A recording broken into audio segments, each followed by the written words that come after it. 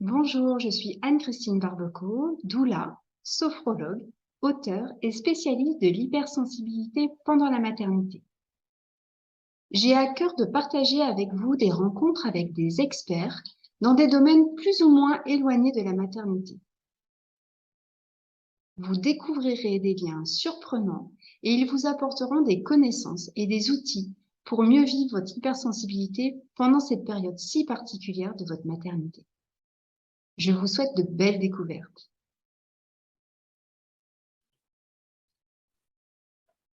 C'est parti. Bonjour à toutes et bonjour Sarah. Merci beaucoup d'avoir répondu à mon invitation pour nous parler d'hypersensibilité et d'intuition pendant la maternité. Sarah, moi je t'ai découvert il y a quelques années et j'ai suivi quelques-uns de tes parcours que tu proposes. Et voilà, tu accompagnes les gens pour qu'ils reconnectent à leur intuition. Et quand on est enceinte, je pense qu'il y a vraiment, c'est vraiment une période de vie pendant laquelle on peut toucher ça de plus près encore que d'habitude.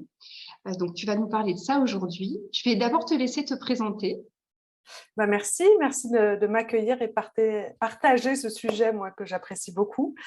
Donc, je suis auteure et formatrice en intuition. Donc, j'accompagne les personnes à développer leur intuition, à mieux communiquer avec moi, ce que j'appelle l'âme, mais c'est comme si une sorte de source à l'intérieur de soi qui est remplie de sagesse, remplie de bienveillance, qui est comme cette magie de tomber enceinte et de faire un enfant. Et également, j'accompagne un groupe de personnes sur 1 an à vraiment vivre leur hypersensibilité, qui peuvent être vues de temps en temps comme un fardeau, mais comment le voir comme un super don intuitif qui peut nous aider à prendre plein de décisions dans notre quotidien. Donc voilà, moi je suis ravie d'être là et de partager ce sujet avec vous. Merci beaucoup. Alors, est-ce que d'abord, tu pourrais nous définir ce qu'est l'intuition? Oui, alors l'intuition pour moi, c'est le messager de ce que j'appelle l'âme. Mais ça peut être, si vous ne croyez pas en l'âme, ça peut être l'inconscient, ça peut être vraiment cette partie à l'intérieur de vous qui est remplie de sagesse. Et l'intuition, elle parle à travers les 5 canaux de perception. Donc, les principaux, il y en a 3, c'est des images. Parfois, vous allez penser à une personne, vous voyez l'image d'une personne et vous dites, tiens, il faudrait que je l'appelle. Et puis, pendant que vous y pensez, en fait, cette personne vous appelle ou vous appelle dans l'après-midi. Ça, c'est de l'intuition qui est vraiment très, très simple. Ensuite, on peut avoir des ressentis. Vous voyez pour la première fois une personne, un nouveau collègue ou même le copain d'une amie, et puis là, vous vous dites, je ne la sens pas. Je ne sais pas ce qu'il y a, mais je ne la sens pas du tout, cette personne-là. Ça, c'est de l'intuition aussi. Et ensuite, le troisième canal, ça va être auditif. C'est comme si on avait une sorte de petite voix intérieure qui pouvait nous guider. Ça peut être même si vous êtes enceinte, dans le choix de vos aliments, dans votre manière de vous habiller, de voir le monde, en fait. Des fois, on a une petite voix qui nous dit aie confiance, ou mange ça, ou mange pas ça. Donc ça, c'est auditif. Et ensuite, on en a 2 autres qui sont moins développés chez les personnes, mais quand on est enceinte, ça pouf, ça s'ouvre. C'est le goût et l'odeur. Et donc ça, il y a un petit côté chouette et il y a un petit côté un petit peu perturbant là-dedans. Moi, j'ai aussi l'odeur qui est très développée. Donc, mon compagnon, souvent, il sort un truc du frigo et puis il me dit, vas-y, sens, est-ce que c'est bon ou pas? Et tout de suite, je sens si ça l'est ou pas. Alors que lui, on va le cuire pour essayer de le goûter. Enfin, bon. Et donc, tous ces 5 canaux de perception, c'est ce qui nous aide à être connectés à notre intuition et à cette sagesse intérieure. Est-ce que cette intuition, c'est notre 6e sens? Alors, ce qu'on appelle 6e sens, c'est quand ces 5 canaux, en fait, sont réunis. C'est comme si on a une sorte de sensibilité, en fait, quand, par exemple, on a une image et une sensation qui viennent, des fois, on va dire, tiens, c'est mon 6e sens ou c'est la claire connaissance. C'est comme si à l'intérieur de moi, je le sais, parce qu'il y a plusieurs canaux de perception qui se mettent ensemble. Si, par exemple, vous êtes enceinte et puis vous voyez un aliment et puis tout de suite, il y a une sensation de dégoût qui vient et que vous avez une image de vous en train de vomir dans les toilettes, hop, là, vous dites, OK, je sais, je ne vais pas le prendre. Parce qu'il y a 2 canaux, en fait, qui sont ensemble. Mais en effet, de manière globale, l'intuition, on va dire, c'est mon 6e sens. je le sens pas. Souvent, les femmes vont dire l'intuition et les hommes vont plus le dire je le sens ou je le sens pas. L'instinct, quoi. Alors, oui, c'était ma question d'après, parce que pendant la grossesse et en particulier pendant l'enfantement, quand on parle de physiologie, on parle beaucoup d'instinct. Oui. Revenir à son instinct pour pouvoir accoucher dans sa pleine puissance. Est-ce que l'intuition et l'instinct, c'est la même chose? Alors, pour moi, l'instinct, il y a quelque chose d'encore plus connecté à la survie. Okay. Quand on vivait avant dans la nature, on avait cet instinct de dire, OK, qu'est-ce que je mange? Où est-ce que je vais pour trouver de l'eau? Mais en même temps, c'est de l'intuition qui est très orientée sur la survie de l'espèce. Et donc, avant, quand on était dans cette nature-là, où les peuples anciens, comme par exemple les aborigènes ou d'autres peuples qui étaient complètement en fusion avec la nature, avaient ce qu'on appelle un sixième sens ou une intuition super développée avec ils pouvaient trouver de l'eau juste par la pensée, ils pouvaient savoir faire de la télépathie avec les animaux avant de les tuer. Donc là, il y a plein de choses autour de ça. Donc, on va dire l'instinct et l'intuition, on peut le mélanger, mais s'il y a une légère différence, c'est dire que l'instinct, c'est très dans la survie et l'intuition, ça va être plus dans la vie et dans des projets qui correspondent pas que à est-ce que je vais vivre ou mourir, quoi. Est-ce qu'on pourrait dire que l'instinct, c'est le côté plus animal? C'est le côté plus animal, en effet, mais Voilà. Et l'intuition serait plus connectée à plus grand? c'est ça. Après, c'est vrai qu'on est un peu moins dans l'instinct, nous, dans notre vie quotidienne. Et en effet, je pense que quand on accouche ou quand on est en période de guerre ou quand on est vraiment en mode survie, c'est comme si notre intuition était plus développée parce qu'on est en mode survie, quoi. Mais, Ok. les deux sont quand même assez proches. Là, voilà, on trouve les Sur petites la limite. différences, mais ça reste quand même dans le même style de vocabulaire. Ok. Alors, toi, dans tes accompagnements, je présume que tu as des femmes qui portent la vie. Est-ce que tu trouves que cette intuition, elle change à ce moment-là de leur vie? Et si oui, qu'est-ce que ça leur apporte en fait? Alors, j'ai pas mal accompagné de femmes. Elles avaient plus des enfants en bas âge, où elles Ok. venaient juste d'accoucher. Quelques-unes étaient enceintes aussi. Pour moi, c'est plus un accueil de ce qui est vivant à l'intérieur de soi. Et c'est comme si, en fait, ça touche tous les endroits de rigidité. Et donc, soit on accueille, en fait, de se faire balader, c'est pas le mot, mais de vraiment laisser aller la vie nous traverser et de vraiment dire oui à ce qui arrive, oui au fait d'être enceinte, oui au fait de faire des choses qu'on peut plus faire ou l'inverse. Et vraiment, il y a une sorte d'acceptation de lâcher prise et d'avoir une foi en la vie qui dépasse le tout. Donc, je pense qu'il y a ce côté-là. Et puis après, je pense que dans ce que j'ai vu, chaque expérience va être différente. C'est-à-dire qu'il y en a, elles se sentent bien du début à la fin et il n'y a pas forcément d'ouverture, de plus de sensibilité, parce que peut-être qu'elles sont déjà à l'écoute de ce qui se passe pour elles. Et puis d'autres, c'est comme si ça vient ouvrir un espace qui était déjà présent à l'intérieur d'elles de sensibilité, mais que là, elle ne peut plus fermer. Et donc, il y a vraiment cette notion de dire, OK, comment j'accueille tout ça, comment je m'aime comme je suis, et comment je dis oui à ce qui m'arrive pour voir le cadeau qu'il y a derrière et se laisser aller dedans. Est-ce que ce cadeau qu'il y a derrière dans ce grand lâcher-prise, si on y arrive, Mais que ce serait pas une sécurité intérieure? en fait, il y a vraiment ce côté, c'est comme si on prend, moi j'aime beaucoup, je suis beaucoup allée dans les îles, et à Tahiti, il y a une vague qui est très très connue, Tehuapo, je dois mal la prononcer, et donc elle doit faire 7 ou 8 mètres. Et il y a vraiment ce côté de dire comment je peux prendre une énorme vague et en même temps la prendre pour qu'en fait elle me guide quelque part. Et donc au début, ça peut faire peur et on peut se dire, bah non, je vais aller contre, je vais aller contre. Alors que si on se laisse aller dans le courant, c'est beaucoup plus simple. Mais il y a quand même ce premier mouvement à dire oui à la vie en fait. Moi, je sais que je suis tombée enceinte et puis j'ai eu une fausse couche. Et le fait d'être tombée enceinte, ça a changé ma vie quotidienne dans les 2 premiers mois et il y a eu vraiment cette sensation de dire, OK, je dis oui au fait d'être enceinte. Je ne suis pas à lutter contre ce qui se passe à l'intérieur de moi et ce que j'aimerais faire à l'extérieur et l'énergie que j'aimerais avoir. Et alors moi, ce n'était pas les nausées, c'était la tête qui tourne. Et en même temps, j'ai dit oui aussi au moment où j'ai eu la fausse couche. C'est comme si, quand c'est arrivé, j'ai fait OK, je dis oui à la vie.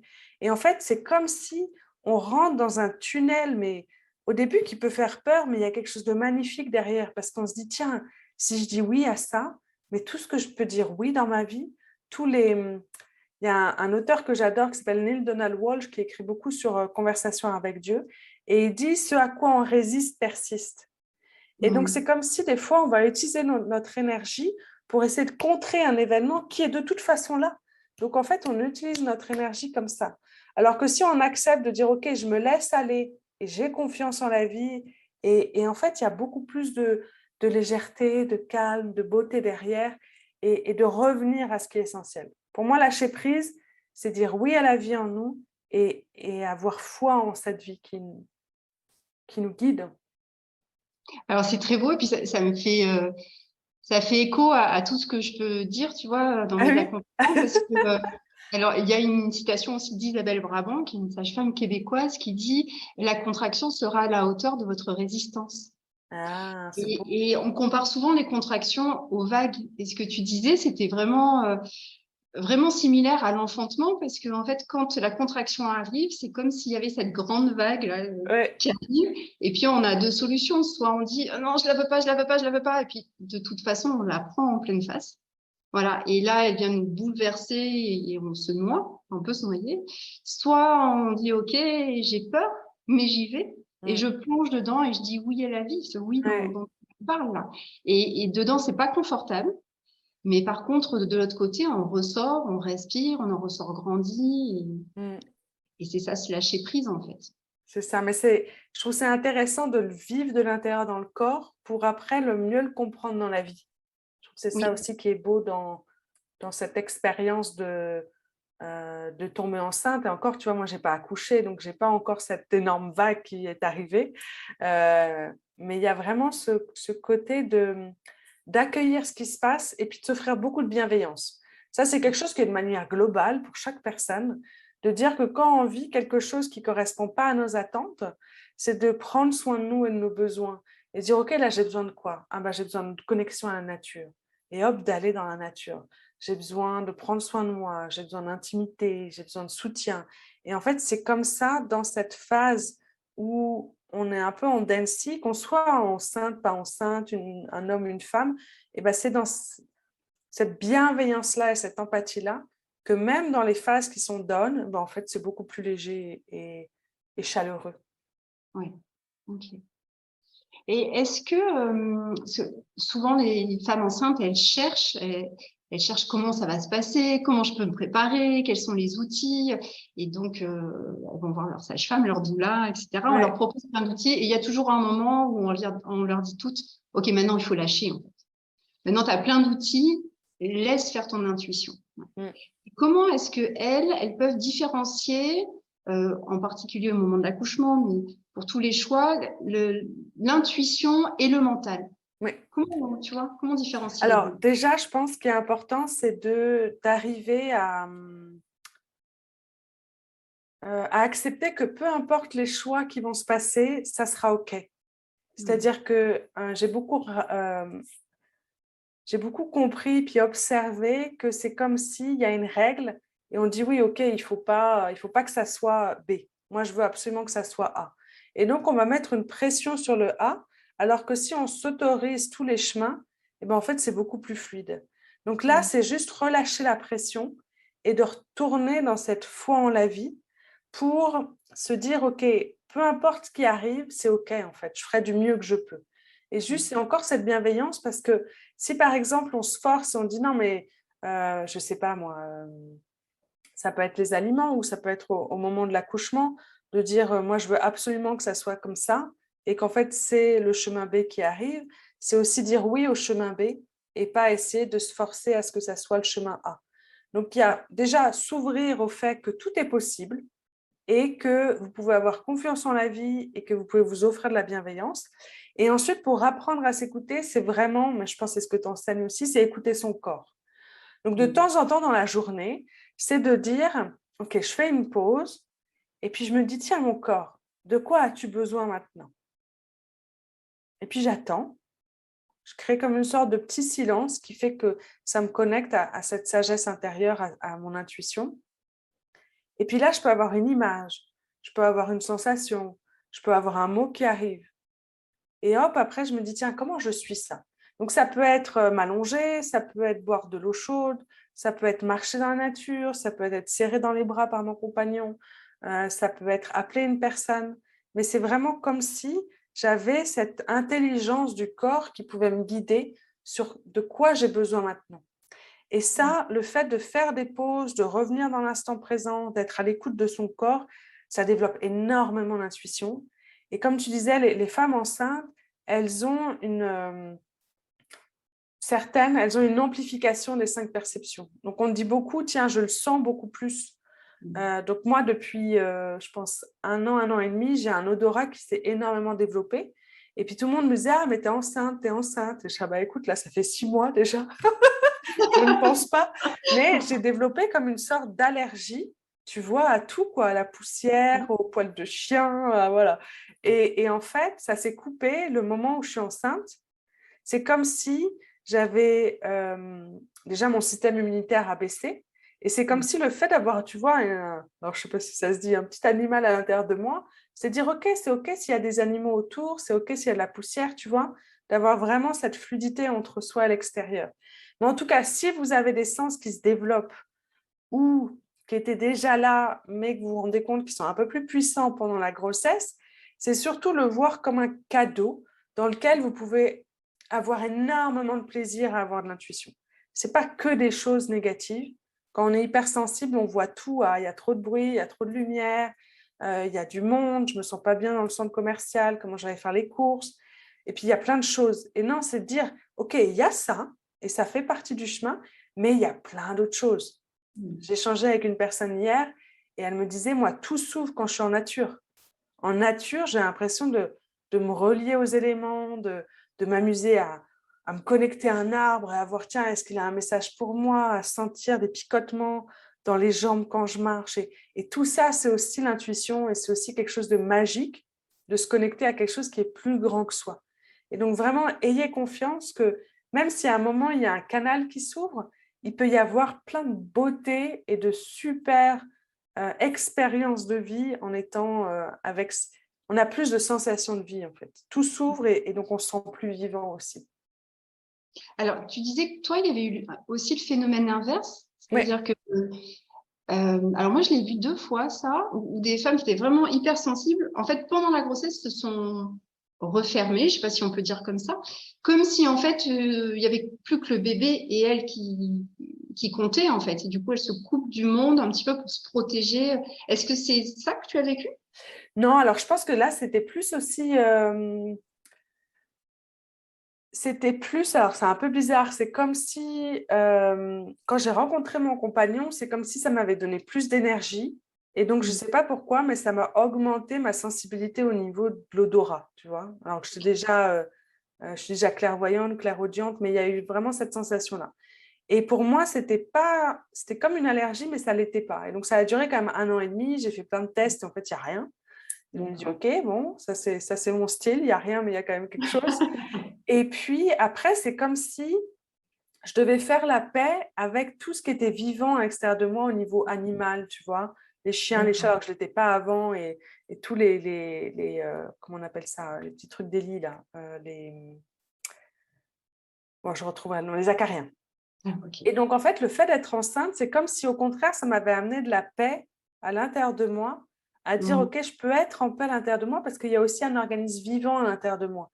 Et donc, c'est comme si ça m'avait aidé à ne plus avoir, en fait, tous les symptômes de l'allergie. Et je pense qu'au niveau aussi biologique, c'est que comme, en fait, j'ai eu une baisse, comme quand on est enceinte de l'immunité, ben, en fait, mon corps a plus lutté. Il a dit, ça ne sert à rien, quoi. Ok. Donc, c'est un peu différent. Par contre, ce que tu partages dans la bulle, ça a été présent dans ce côté-là de bulle, de création et puis de se connecter vraiment à cette petite âme à l'intérieur, quoi. D'accord. Est-ce que tu pourrais nous parler un petit peu de cette intuition pendant le postpartum, donc après Oui, la naissance, et puis dans la parentalité. oui.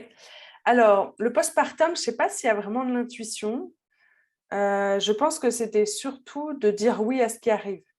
Euh, Tu vois, à partir du moment, moi, où j'ai senti les contractions, je me dis, OK, là, je commence à faire une fausse couche. Alors que je savais que ça pouvait arriver, mais tu vois, j'avais eu aucune intuition avant.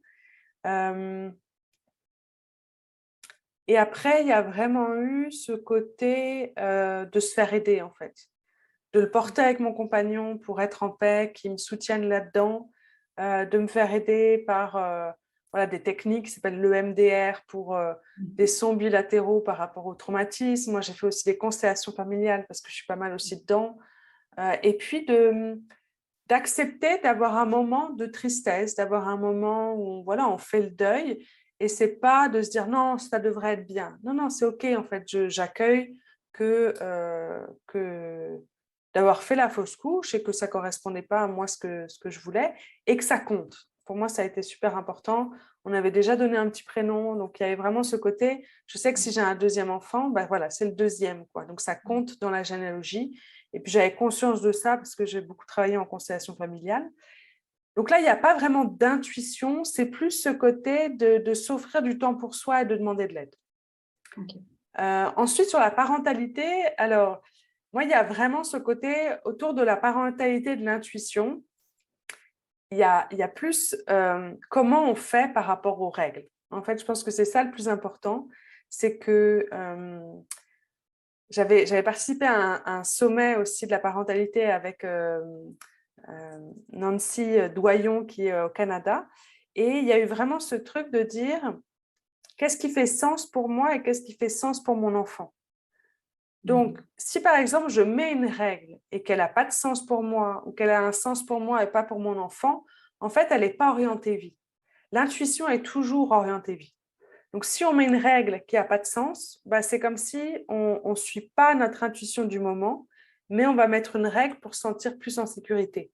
Et c'est là où le mental, en fait, va prendre le dessus.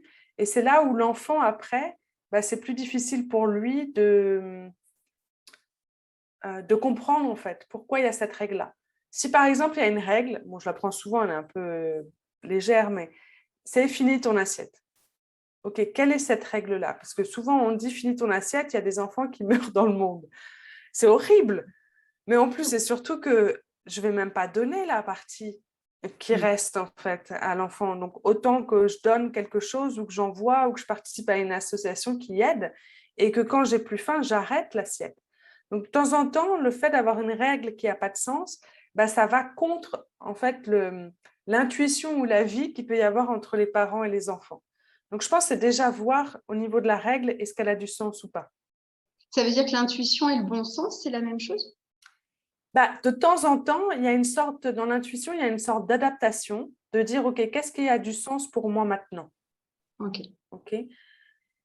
Et l'intuition, c'est aussi le fait, c'est toujours, ça passe toujours par les 5 canaux.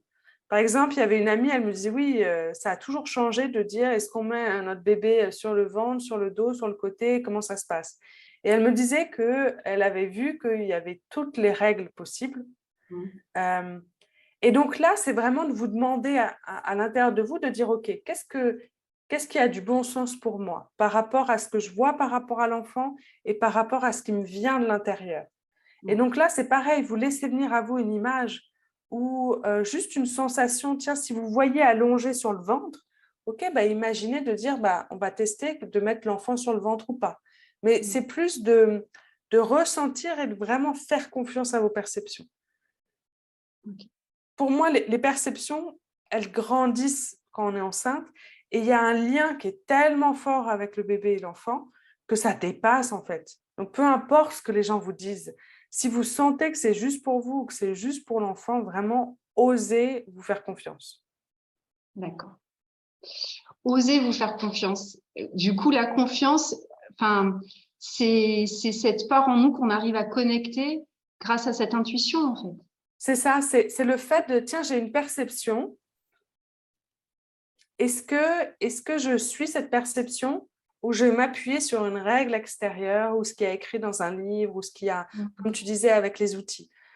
Après, je trouve ça vraiment chouette d'apprendre plein de choses parce qu'il y a plein de choses que d'autres personnes ont utilisées, ont testées. Donc, c'est bien aussi d'utiliser leur expérience. Et en même temps, votre intuition, vos perceptions, elles ont plus de poids par rapport aux autres. Tout le temps, de toute façon, dans tous les domaines. Okay. Donc, c'est bien de tester, mais au final, il faut tout oublier et laisser faire, en fait. Et ben, il y a vraiment cette notion de qu'est-ce qui est juste pour moi et qu'est-ce que je pourrais, si je me faisais confiance, qu'est-ce que je ferais dans cette situation-là. Ouais, ok. Et après, c'est aussi oser demander de l'aide. Parce que dans ces périodes-là qui sont plus intenses, il y a vraiment, moi je vois beaucoup de femmes qui ont un énorme cœur, moi j'ai appelé ça le profil intuitif empathique, qui ont un énorme cœur, qui ont une connexion qui est magnifique avec la vie, avec les autres, avec la nature. Elles ont une intuition qui est vraiment belle et en même temps, en fait, elles ne s'autorisent pas à prendre du temps pour elles. Donc, par exemple, je ne sais pas, vous avez des enfants, vous revenez de week-end avec votre compagnon et puis vous revenez et là, vous dites, OK, il faut que je fasse à manger, il faut que je range les affaires. Peut-être que votre compagnon, lui, il ose se poser et se dire, OK, je vais prendre un temps pour moi avant de faire quelque chose. Et donc là, vous faites plein de choses et puis après, vous êtes en colère quand votre compagnon, parce que lui, il a osé prendre du temps pour soi et pas vous, même si c'était 5 minutes.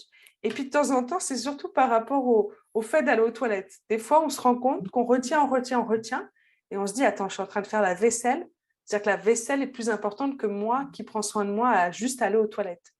Et donc ça, c'est souvent les femmes empathiques qui ne vont pas prendre du temps pour elles et qui vont être complètement dans le don aux autres, aux enfants.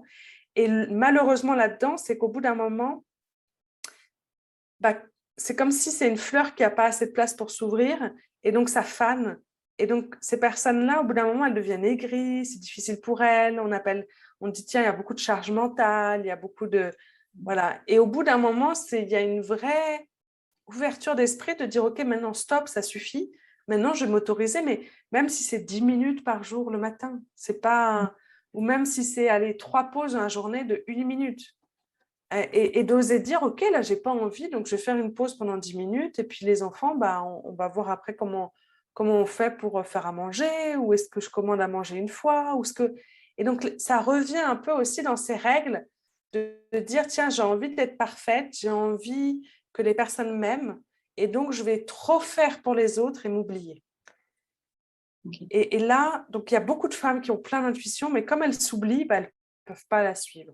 Donc c'est pour ça que si vous vous autorisez à avoir un peu de temps pour vous et à utiliser votre intuition pour vous adapter et avoir cette flexibilité, et ben en fait, ça va vous aider à ce que votre vie soit plus légère, à ce que vous osiez demander de l'aide, à ce qu'il y ait plus de créativité pour aussi vous accorder du temps pour vous. Okay. Revenir au corps, comme tu disais tout à l'heure. Et puis s'autoriser du temps pour soi, quoi, vraiment. Okay. Parce qu'après, c'est magique quand les femmes, je vois beaucoup de femmes en fait qui font ce changement. À un moment, j'avais une personne dans ma formation, Sandra, qui est une super maman avec une petite fille qui doit avoir 8 ans maintenant. Et puis, elle courait dans tous les sens. Elle s'occupe de sa petite fille quasiment en totalité, plus son travail. Et elle était toujours stressée, toujours tendue, pas le temps. Et donc, elle disait même sa relation avec sa fille, sa relation avec sa mère qui venait l'aider de temps en temps, c'était vraiment électrique, quoi. Et juste le fait, dans mon abonnement du Cercle Connect, OK, je vais faire une pause, juste 5 minutes. C'est le bazar autour de moi. Je vais me poser, je vais respirer. Ça va me détendre, voilà. Et elle me disait juste ces petits moments-là, sa relation avec sa fille, elle est beaucoup plus cool, même par rapport aux devoirs, par rapport à mettre la table. Sa relation avec sa maman, qui était aussi un peu tendue, la fluidité de la communication est beaucoup plus cool. C'est comme si on prend moins tout en attaque, mais qu'on fait cette pause et on est beaucoup plus fluide, en fait, avec l'extérieur. OK. Bon, merci beaucoup pour tous ces outils, tous ces conseils et cette vision que je trouve très belle de dire oui à la vie. Oui. Et en particulier quand on la porte, quoi. C'est vrai. C'est vrai. Ouais. Donc, est-ce que tu aurais un petit mot pour la fin? Je pense que c'est vraiment ce côté de dire vos perceptions, même si vous avez des doutes, même si vous n'êtes pas sûr, elles ont plus de poids que ce que quelqu'un peut vous dire. Vraiment. Ouais. Donc, faites Faites-vous confiance. Ouais, faites confiance à vos perceptions. Ouais, c'est super. Eh bien, écoute, merci beaucoup Avec de grand ce temps que tu plaisir. nous as accordé. Et puis, on se reverra sûrement dans une autre interview bientôt. Avec plaisir, avec plaisir. Merci. Bye Au bye.